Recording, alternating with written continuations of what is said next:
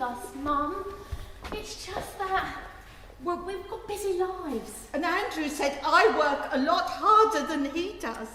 Last year when he had the flu, everybody said that I worked for the Harvest Supper. Bottom line is, Mother, we do all live very busy lives. Well, where do you think I should go? Right. We have decided that we will sell the house, find you alternative accommodation, invest the equity to supplement any pensions to hand, and, well, that's it really. We'll find you somewhere really nice, Mummy. We wouldn't want you to be unhappy. Mum? Well, I'm sorry, but it's a bit of a funny feeling you all coming here to talk about me. It wasn't exactly talking about you. It was knowing that you couldn't be expected to cope on your own and that things had to change. We wanted to clear out all the dead wood, prepare the ground, and lay it all out in front of you. I see. Well, you'd better tell me about this alternative accommodation then. Right. Well, the way we see it, there are two options. One, a retirement home. A retirement home? Some of them are very nice, Mummy. You have your own room, and you can take some of your own furniture, and there's lots of activities. There's always something going on. And if you don't like the sound of that, Mum, then there's a retirement development. You'd have your own apartment, your own front door, and there'd always be someone on hand should you have any little problem. And some of them have activities. Oh, do shut up about activities, Gemma. Are you feeling wobbly, Mummy? Not quite sure how I'm feeling at the moment. How long do you think you need to mull, Mother? 1 week? 2 weeks? Oh, I don't need any time at all. Excellent! Right. Two-pronged attack. I suggest we put the house on the market and gather in the information about suitable retirement developments. Oh. Switch that off. But... Switch it off and sit down. Now, there's one thing that puzzles me. Why is it that suddenly I'm old and frail and need looking after? now that's not what we meant, is it, girls? Of course not. We just wanted to help. But you didn't hold a conference about me when your father was so ill, visiting him in hospital every day, miles away, and then nursing him at home for 6 months. You all assumed that I was perfectly capable of all that, and now suddenly the house is too much for me. I'm not getting any younger, and I need to shift out and move into the twilight zone. Well, we didn't mean it to sound like that, Mummy. Then I wonder why it did. This is all based on your financial situation, Mother. I'm sure it is. But it's also based on how little you three will have to worry about me, isn't it? That's not fair, Mum.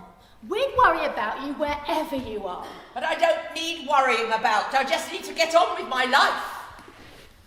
And because of that, I've made a few decisions.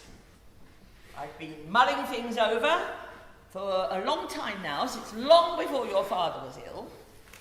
So here are my bullet points. Yes, the house will become a financial strain, and yes, I am selling it.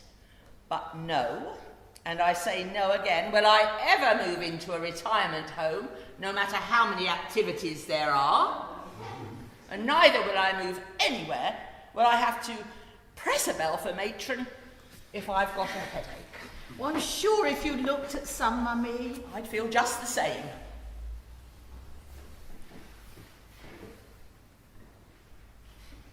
And don't worry, I haven't got dementia. I got rid of the furniture because I'd had it for over 20 years and I never did like it. I was asleep when Joy arrived because I'd had a late night. And I drink whiskey because I like it.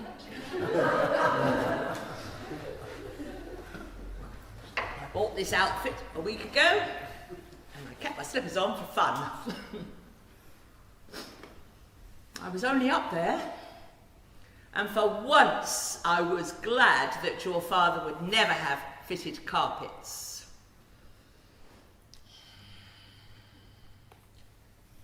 You, heard us talking? Every word. We want to help. Well, then you should have spoken to me about it and not to each other.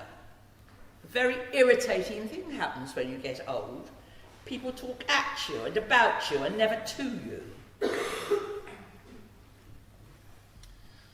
I apologise if we've offended you, Mother, but the financial facts still have to be faced. And they are being.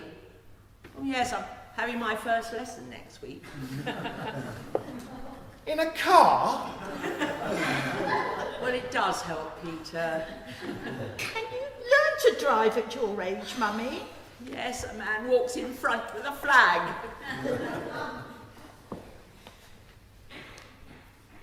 You knew why we were coming.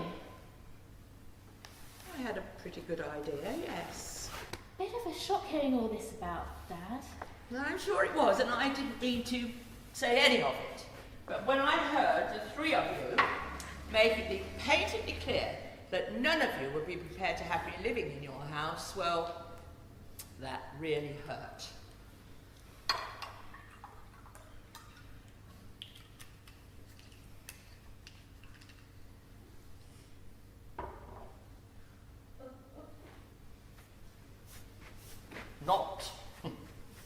Not that I would have lived with any one of you. You say you're going to sell the house? Well, actually, it's sold. Sold? Sold? Your father used to repeat himself, Peter. You ought to watch that. Who to? Oh, to whom, Joy? To whom? To a property developer, of course. He's going to change it into luxurious self-contained apartments. So gorgeous that I was really tempted to stay in one myself. You have sold this house without a word to any of us? I'm a financial consultant! And I'm not stupid, Peter. I know the value of this property. In fact, when I heard how much they wanted to buy it, I added £10,000. Mummy, was that honest? Well, about as honest as they were when they said that they didn't care if they bought it or not. And how much money is this property developer going to give you? Lots. Lots and lots and lots. You sneaky old thing. Well, we better get together and work out what you're going to do with all this money, where you're going to go. Well, I can clear a day in my diary next week. Oh, next week's difficult for me. Andrew's dedicating the new kneelers. And the week after that, the bishop's... No, I've got a conference the week after that. You don't need to get together about me. I know exactly where I'm going. Where? Or is that a secret as well? Not at all. I'm going to Florida. Florida? Yes, Florida. No worries about getting an ambulance through the snow there, is there, Gemma? But Mummy, you'll be so lonely. You won't know a soul. Oh, I don't think I will. Because you see, Harry's coming out there as well. Harry! Who the hell is Harry? Oh, Harry. Oh, I met him in the library. And I dropped my ticket and he picked it up. We chatted and had a coffee. And then he came round and changed the washer for me. Just as well, because you wouldn't want it to come rushing round, would you, Peter? You asked me that. And what else do you know about this Harry other than his plumbing skills? Well, he's a widower. He's my age. And he used to own a garage, and yes, he's got a moustache. You're not well, Mummy. She's not well. And he calls me Anna. But that's your name. Your father used to call me Annie if he called me anything at all. It was so lovely to hear my proper name. I'm perfectly well, Gemma. And I'll be even better when I'm sitting on my balcony looking down at the pool. And I suppose this Harry will be sat there on the balcony with you. Certainly not. If he moves in with me, I'll lose my pension, won't I? Yes. Never again will I be dependent on a man for money. No, he'll have his front door and I'll have mine. How long has this been going on? I met him a week after the funeral. A week after the... I don't know what Andrew's going to say. He's going to be very, very, very shocked. Hold on. This place in Florida. It's a condo, Peter. They call them condos out there. Right. Presumably it's costing less than the lots and lots of money that you're getting from the property developer. Much less. So, with the remaining equity, I suggest that we look at... I'm thinking of buying a racehorse. Oh, don't worry. I'm going to invest it for you, Peter. You're going to invest it for me. You might be buying a pig in a poke, Mummy. I mean, you haven't seen it. You haven't been to Florida. Yes, I have. I flew in late last night, and that's why I was asleep when Joy arrived. You've been to Florida? You really didn't think I'd buy it without seeing it, did you? Did you say it's got a pool? Yes, it's got a pool. And you'll be able to see it too when you come out to visit. Now, if you book your tickets on the internet, you'll get a good deal. Oh, and yes, by the way, we can email each other as well. Email! Email! Yes, email. But you can't, can you? Oh, just basic literacy for now, but I'm coming on. You knew why we were coming. Had a pretty good idea, yes. But then why did you let me stand there and go for all of this? Because it was in the vain hope, that one of you might ask me what I'd like to do, or where I might like to go, and just feel wanted, instead of a problem that needs to be dealt with. Oh, come on, cheer up, all of you, and look forward to fun in the sun.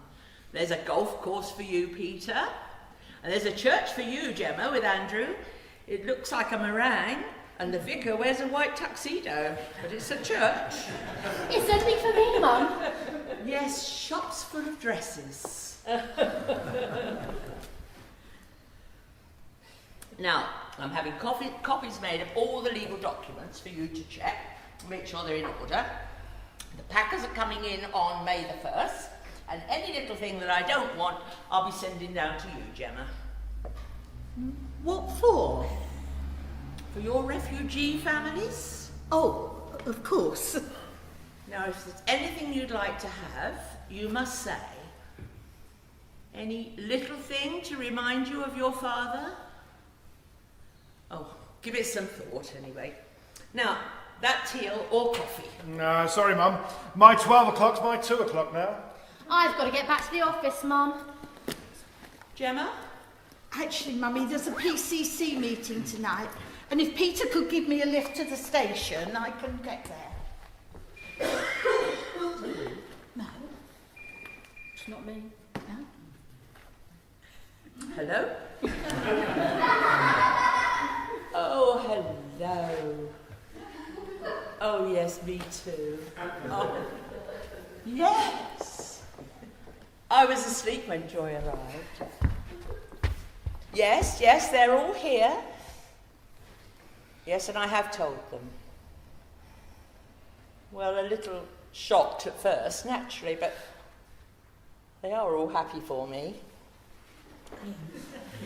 Oh, what a lovely idea. That would have been nice. Harry wanted to take us all out for lunch. But I'm so sorry. I'm afraid they can't spare the time. I know. But you see, they all live very busy lives.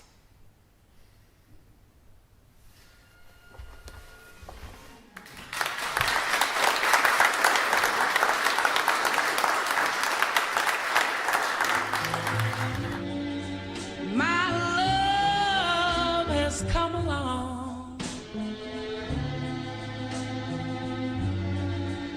My lonely days are over.